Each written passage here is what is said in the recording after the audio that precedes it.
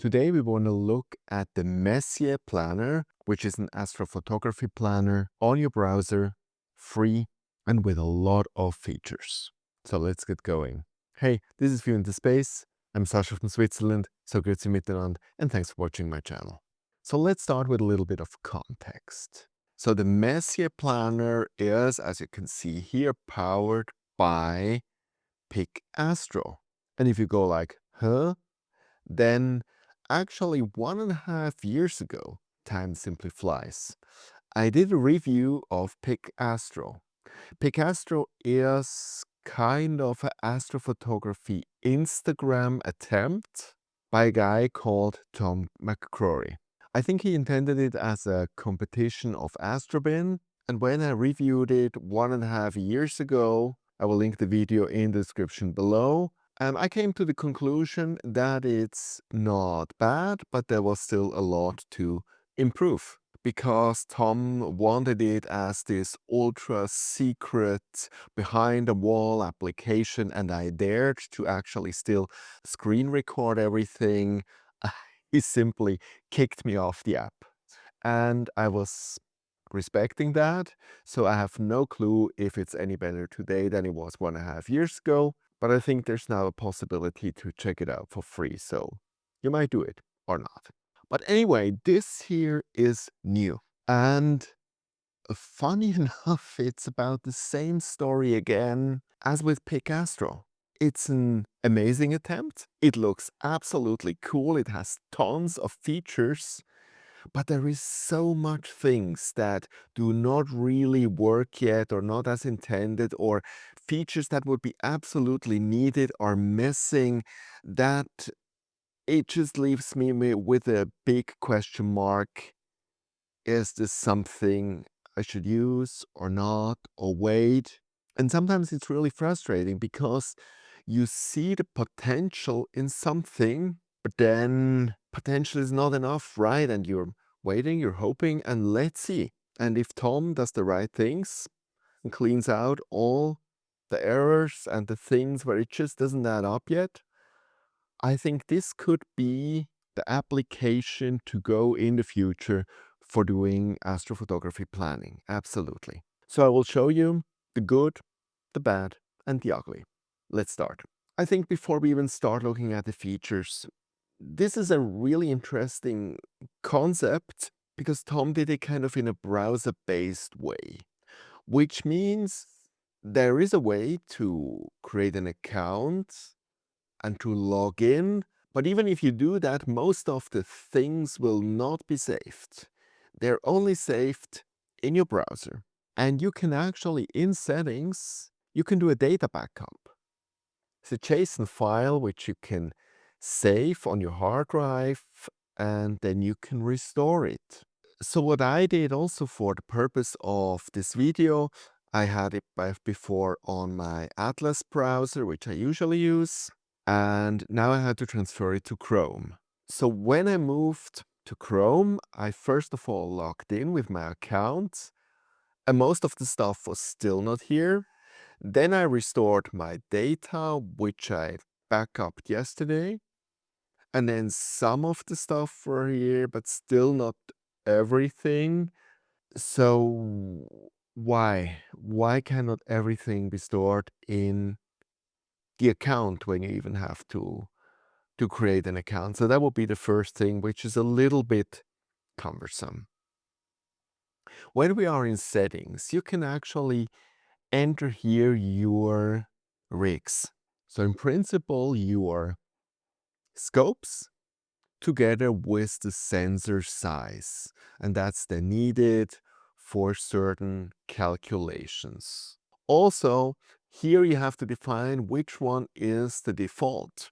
So which one should be used throughout now the application for doing some calculations of integration time, whatever. But you can only change it here, which is also a little bit cumbersome. So let's go back to home. So now that we have clarified that, we have really a lot of data, which is pretty cool. Here you have your location, which should be taken automatically when you state it. But then again, it isn't. It always stated for me here with Westminster. So I had manually to enter my place, and after that it's fine. It tells me the portal. It takes the weather from that, and it even gives me a forecast with also the astro weather, cloud, so when it's actually good to shoot or not. And that's really great. Also up here I have the time of the darkness, I have the moon, and I have here how many targets are above 30 degrees currently visible.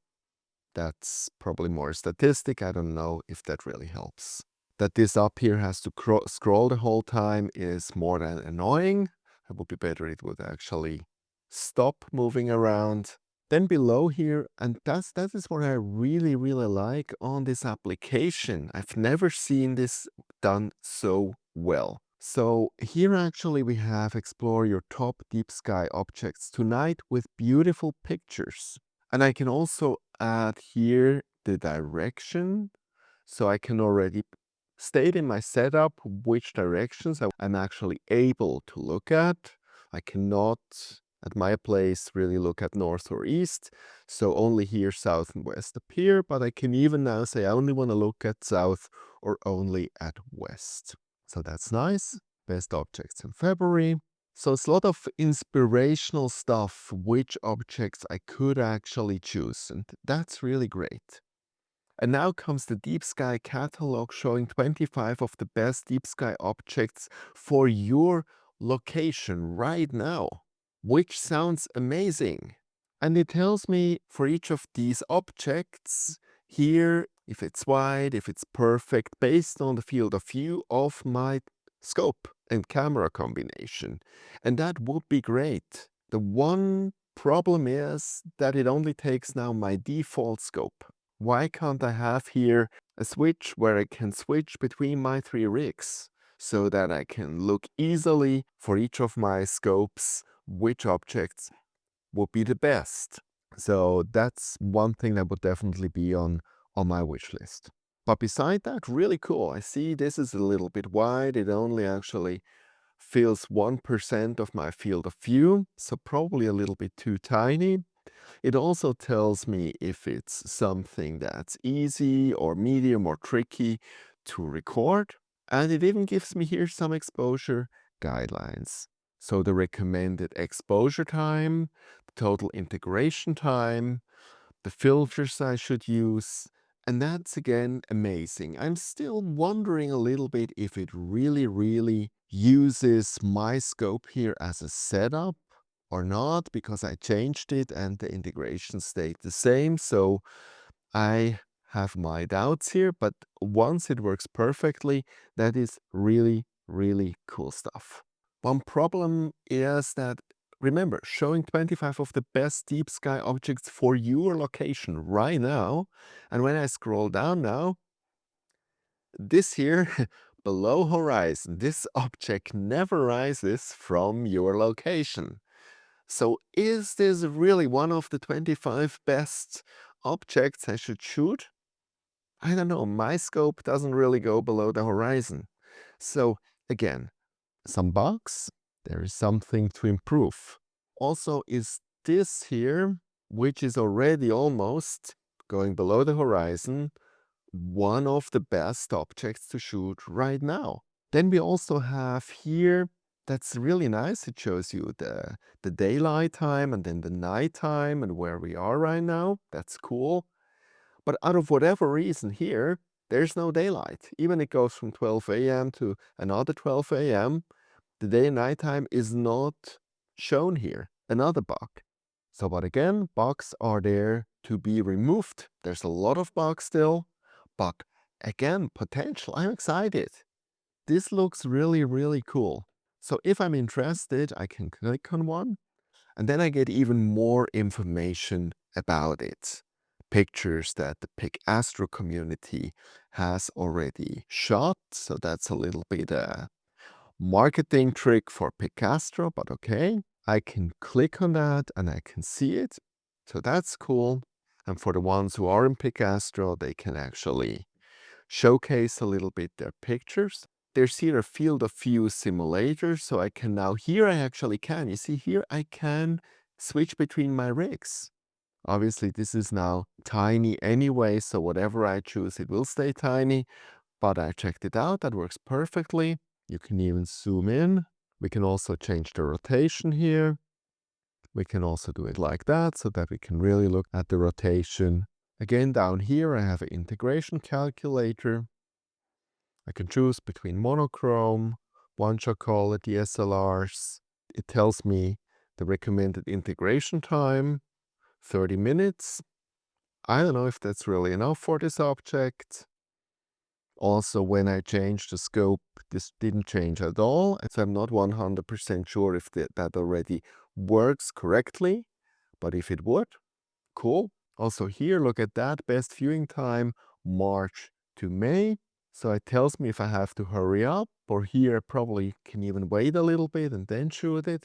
That's really nice. So if I already shot it, I can log the session, and if I plan to shoot it, I can go to Add to Imaging Plan. So I click here, and you see it switches now here to targets, and I have it in here. You see I played here already a little bit, and I have 4 things in here. So I can make here a collection of stuff I want to shoot in the next weeks or months, and then I can go here on targets, and I can look on that. And from here I can also log the session once I shot it. Another thing which I don't get, if I plan something, it does it kind of randomly on a day. For example, here it's Saturday 7th, that's today. Now, the Ghost of Jupiter, which we just looked at, it put it now on the 10th. No clue why. We can now go over here to the planner. And here it now moves it to certain dates, but I cannot change that. This here below, it randomly, I have no clue, it takes 20 objects, not my objects. Out of whatever reason, it made this list. It would be cool having here a list, most likely the list of all these targets down here, but not just a random list. So I could click now here, you see, I have the next days, I see how the weather is, how the moon is, that's all great. And now I could actually click here, and then it automatically puts it up here in the planner.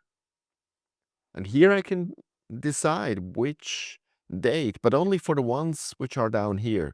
But for the rest here, no clue how to change it. So again, probably needs a little bit better explanation, or it's still a bug.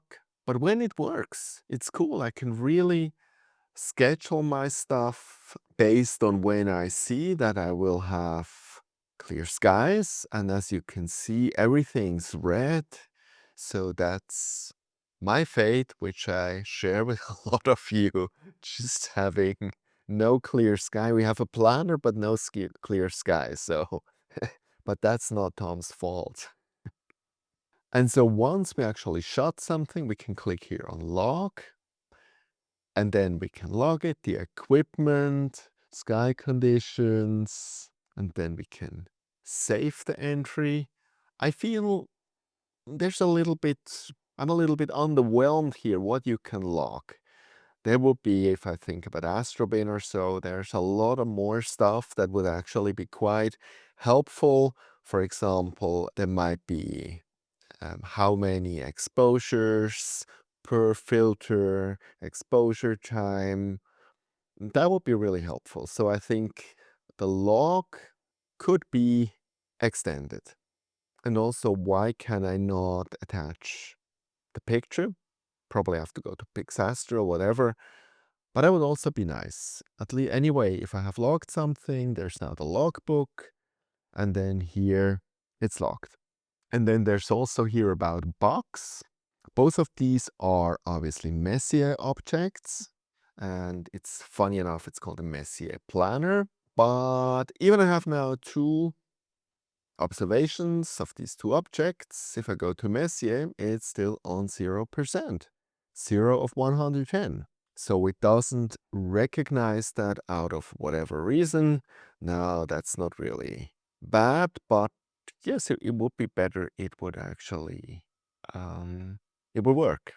So I hope Tom watches this video, I hope instead of locking me out of this application, he will understand it as constructive feedback and remove, hopefully, a lot of these bugs and add a lot of features.